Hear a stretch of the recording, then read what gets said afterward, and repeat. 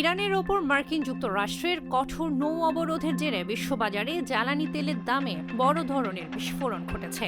ব্রেন্ট crude তেলের মূল্য এক লাফে 8% বৃদ্ধি পেয়ে ব্যারেল প্রতি $120 ঠেকেছে, যা গত 4 বছরের মাঝে সর্বোচ্চ রেকর্ড। প্রেসিডেন্ট ডোনাল্ড ট্রাম্পের অনড় অবস্থানে এই অবরোধ দীর্ঘস্থায়ী হওয়ার আশঙ্কায় বিশ্বজুড়ে সরবরাহ ব্যবস্থা নিয়ে চরম উদ্বেগ তৈরি হয়েছে।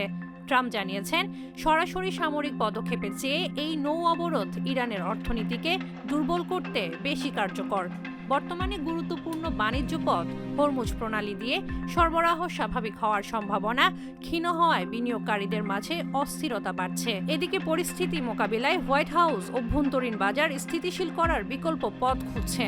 তবে তেহরান সাফ জানিয়ে দিয়েছে, অবরোধ প্রত্যাহার না হওয়া পর্যন্ত কোনো কূটনৈতিক আলোচনা সম্ভব নয় এবং প্রয়োজনে তারা কড়া জবাব দেবে। রাশিয়ার প্রেসিডেন্ট ভ্লাদিমির পুতিনও এ বিষয়ে সতর্কবার্তা দিয়েছেন। তার মতে, ইরান ইস্যুতে কোনো সামরিক অভিযান শুরু হলে তার পরিণতি গোটা বিশ্বের জন্য ভয়াবহ হতে পারে। জ্বালানি বাজারের এই অস্থিতিশীলতা বিশ্ব অর্থনীতির ওপর দীর্ঘমেয়াদী প্রভাব ফেলতে পারে বলে আশঙ্কা করছেন বিশ্লেষকরা। Irina Ahmed, face the people.